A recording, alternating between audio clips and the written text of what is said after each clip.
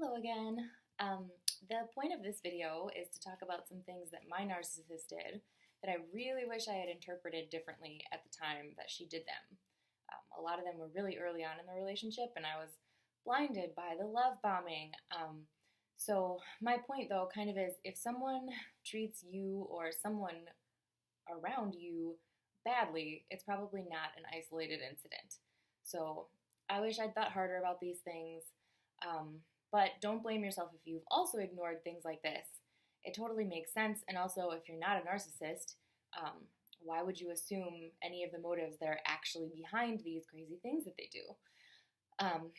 So maybe you can relate to some of these things, and then maybe we can all evaluate things a little bit differently in the future. So the first thing is, she told me completely openly that her sisters had been mad at her at one point when her grandpa died, and she didn't cry at all. And this wasn't some, distant grandpa who she never met. This is the one that she grew up with. And she said, well, that's just how I deal with things. If I can't do anything about it. He lived a long life, and he's gone, and so I just let go of things that I can't control. Trying to sound like some sort of very emotionally intelligent person, when of course the opposite is true. So this also kind of goes along with the narcissistic quality of kind of misplaced emotion. One of these things for her was she was working at a school, so was I.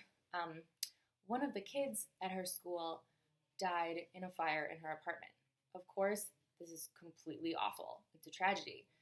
But she didn't really know the kid, and she made a big deal about leaving the work conference where she was because she just needed to go be with everyone at the school that day, so they could comfort each other so that she could be the center of attention while doing that. And then she went to press conferences. She was on TV with the mayor. All these things. She went to the funeral and was crying, and so much crying, which was just so weird. Because, she had told me before about her grandpa, like, that's not how I handle things. I don't do that. And I remember thinking, like, of course this is sad, but I work at a school too, and if one of the kids that I don't really interact with died, like, I might go to the funeral, just to be supportive. I might, give my condolences to the family and, like, the teachers who knew the kid well, but sobbing doesn't really make sense in that scenario. There were a lot more like that, but that's one. Later, this turned into her crying during commercials, but being completely unable to show, of course, any remorse or emotion when I was really, really hurt by the things that she had done and said. So that's what that turned into later. I wish I had sort of picked up on that. She also always chooses jobs where she can kind of be the savior. Definitely has the savior complex, which some people just naturally do, but this is a narcissistic one. She always had to choose like the poorest, African-American school, the smallest school, the most messed up charter school, because that's where she could use her charm to kind of get in with admin and then get promoted to things she's really not qualified for, like, immediately. So she did a whole lot of that, and the only place you can do that is these tiny schools that really will take any help that they can get. She also turned down working at a much more prestigious school. I absolutely think because she knew she wouldn't be able to be the center of attention and the savior of everyone over there, because it was way more academic. And of course, her skill is being the center of attention, because that's what she loves to be. So she can get the kids' attention, which is often part of the problem in these underserved schools. So everyone looks up to her for that, but not the academics. So another thing was, right after we got together, we had actually both left someone for each other. My relationship was kind of falling apart anyway, and so that ended, and that was what needed to happen. She was planning on moving across the country with someone. This is also another red flag. She was going to move across the country to be with someone who she had been with for maybe 8 months, and it had been long distance the entire time. But she, broke up with that girl, which was very complicated and full of lies, I found out later. And she said she immediately felt nothing when she listened to a song that had been like their song. I thought she was just trying to comfort me. Like, don't worry, I really am over that kind of a thing. But now I totally understand how you felt nothing because she feels nothing about me. Same deal. Um, she also let her ex confess to her that she had really drunkenly made out with someone and then beg for her back, getting all of that attention, but never told her ex that she had been cheating on her with me for weeks already. So, wouldn't want to look like you had done anything wrong or kind of even the score or anything like that. Just let her feel awful, and then break up with her. Don't even let her know you did anything wrong.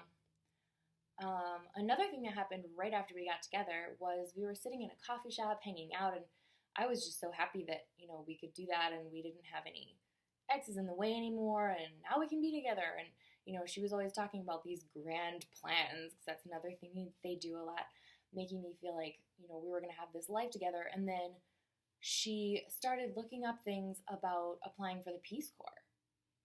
And I was like, we just left people to be together, and now you want to go do this program for 2 years in another country.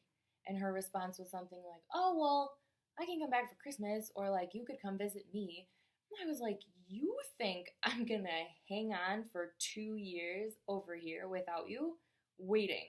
And I've known you for like a month. So that was kind of wild, and one of those really, it's all about me, selfish moments. But, oh my goodness. I also noticed that a lot of her exes would still text or call her periodically, like especially on her birthday, or kind of also just for no reason, or when something reminded them of her, which now makes complete sense, because if you don't figure her out, then of course you think that your relationship was just better than anything anyone's ever had, and so she must be still thinking about you too, right? So there was a lot of that going on, and she kind of prided herself on it. Like, we went out to dinner with one of her exes who was in town. She let her ex pay for everything, for both of us, and then sort of thought it was funny afterwards how clearly her ex was still into her, was trying to break us up and saying like, well, I don't think you're as happy as you could be, kind of, why don't you come back to me, sort of thing. And she just thought it was funny. She just loved the attention, and I was kind of disturbed. So there's that. Another thing that kind of relates to that is I've had a best friend for like 7 or 8 years who I met out in California, and now I'm back in the Midwest and she's still in California, so I hardly ever see her, but she's still my best friend. So my narcissist offered to fly her here for one of my birthdays, my first birthdays that I had when we were together, which seemed like an awesome offer. But before that, she had to make sure that we were really just friends, and she just couldn't fathom how we were both lesbians, but we had never even considered hooking up. She just couldn't believe it, because with her, she doesn't really have people who are purely really good friends that she has a real connection with.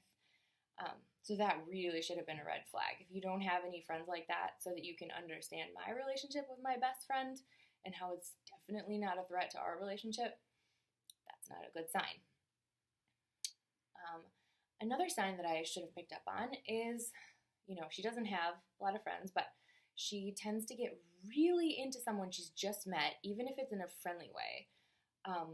Like really obsessed with them, texting them and saying, oh, this person's so cool, we should hang out.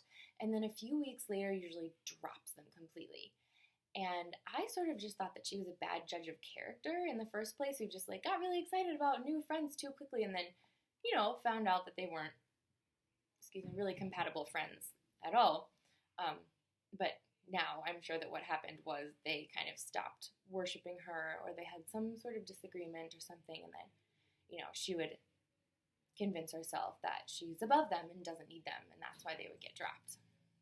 She used to do this with her mom too, but I never really thought about it because everything was complicated by the fact that her parents were being really homophobic at first. And so the times that she would kind of drop her mom and refuse to talk to her seemed kind of justified. You should be mad that they're being mean to you about that, and they were super mean to me, although she never stood up for me in retrospect. So that was something I should have picked up on. Her mom used to text me to see where she went. Like, hey, is she still alive? Because she's been ignoring my texts for a couple months or whatever. And then her mom would be let back in, if she said she was going to be in town and could take us on a shopping spree at IKEA, which made me feel really weird and guilty and made my narcissist, allow her mom back into her life because now she was useful again. Also, the fact that my narcissist always had to be the center of attention. I thought this was just kind of who she is. Like, some people just end up being the center of attention, or they're like kind of loud or, super charismatic. But it didn't feel the same way as some friends that I have who actually are just genuinely playful and fun and end up being the center of attention. Like, for example, I went to one of her work picnics. These weren't people she knew well. She had just started in this program with them. And she had to find some music so she could turn it on really loudly at this barbecue so she could dance in front of everyone with this other friend of hers. And it didn't feel like the kind of dancing where it was like, I'm just really moved by this music and this is super fun. It was the kind where, like, I need to make sure everyone is looking and can see that I know the choreography of this dance, specifically dances that are kind of invented by the African American community. She's white, but she just, of course, was like, oh, I'm so in and I'm so connected, like, with the culture of the students that I work with. It was just gross, like this gross kind of showing off. She would also jump on the stage in the middle of her students' dance performances, not while they were doing it, but like during intermission. She would jump up and, of course, start dancing again. And I had to leave the room multiple times because I was like, this is just gross. You don't need to take over. This is for the kids to be the center of attention. But no, of course, we had to make sure we knew she was there. Also, the fact that she has cheated on everyone she's ever dated or turned it into a threesome with an ex and her current girlfriend or something like that. And I sort of interpreted this at first as she's young, and she was even younger at the time. So that's just stuff that happens, right, in high school and college. But no, it was actually, one of them was less than a year before I met her. She let this girl who was totally in love with her take her to look at engagement rings. And so they had, gone that far, and she was just totally going along with it. And then she cheated on her with a coworker and immediately started dating that coworker that she had cheated with, because that's always the pattern. She just goes with someone until she cheats, and then she's with the new person. She's never even dated around. So that one should have definitely been a red flag, but, it's one of those ones you don't want to see it that way, because I was the same way. She cheated with me, and here we are. Another big one is that she always portrays her life as being perfect. This is a big one because, it's that narcissist thing where they draw you in and they make you feel like you're a part of something bigger and like you're going to have all these awesome plans. But a lot of them never really happen. And I think I, again, let these go because she has ADHD. So there's a lack of follow through on a lot of things and a lack of the ability to focus and look up specifics of whatever the plan was going to be or whatever. So I kind of thought, oh, you're just kind of unorganized, or like, that's a nice thought, but we're too young for it. Like, we're going to have to work up to it, or we don't have the money for it, or whatever. Like, these big, big promises. But it turns out, she just always has to make her life seem perfect and like she's doing these great big projects and is really, on a roll, just headed towards great things professionally and whatever it is. And like, I guess a striking example of this is one day we were walking along and she would tell me when she was really stressed out or unhappy at work. So she had just been telling me how like everything was awful, just awful. And then we ran into a friend, and she, of course, had to like get a running start, leap into his arms, wrap her legs around him, because of course she did a whole lot of that kind of thing. And when he said, "How are you?" she was like, "Great." like, what? Not even 30 seconds ago, you were telling me how everything is completely terrible. And now, just because there's someone here to see it, you're going to make it seem completely different. So, there was also something I should have paid more attention to. We were working at the same nonprofit at first, so I knew I had the same coworkers that she did. And there was this guy who would just be disgusting with her. Like, it was definitely sexual harassment. And so I was like, you don't have to put up with that. That's, like, we could easily get him in trouble, or at the very least, like, point out that it's sexual harassment and he needs to stop it. And she kind of avoided all of that. And at the time, I don't know, I thought, like, maybe you haven't had that many jobs outside of college and, like, you don't realize how disgusting this is, or maybe you don't feel like you can say that. There's all this stuff with sexual harassment where you don't want to look like a bitch because you brought it up or told on somebody. So I thought it was all that. Now I understand that it was just attention. It was just somebody else, who was attracted to her or whatever, and she just fed right into it. Disgusting. This is a big one. There was one time she flat out said that she thinks omission isn't lying. If you leave something out, if you haven't been specifically asked about it, it's not lying. For example, she didn't tell me she had cheated on me until 6 months later. I asked, would you tell me if you ever cheated on me? And it was such a weird question because I felt so good about our relationship at that point. It was almost like a joke. Like, of course that hasn't happened. That's never going to happen. We're, like, perfect.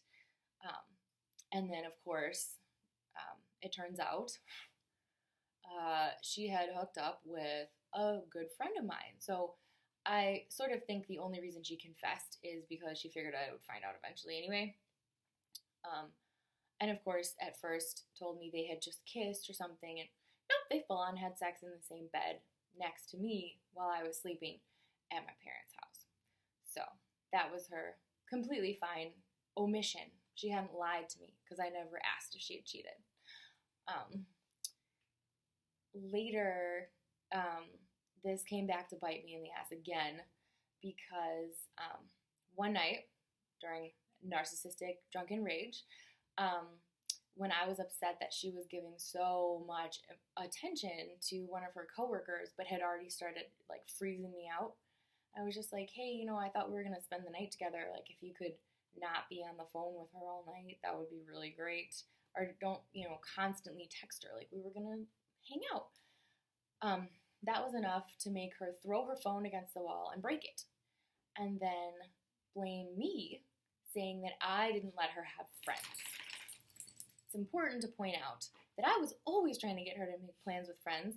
I even threw her a surprise party with tons of her actual genuine friends, not anybody who was just flirting with her. All good people. And they all showed up. It was a great party. But apparently, I don't want her to have friends. So anyway, she didn't use her phone. Like, she refused to get a new one, kind of in this martyr state, for weeks at least.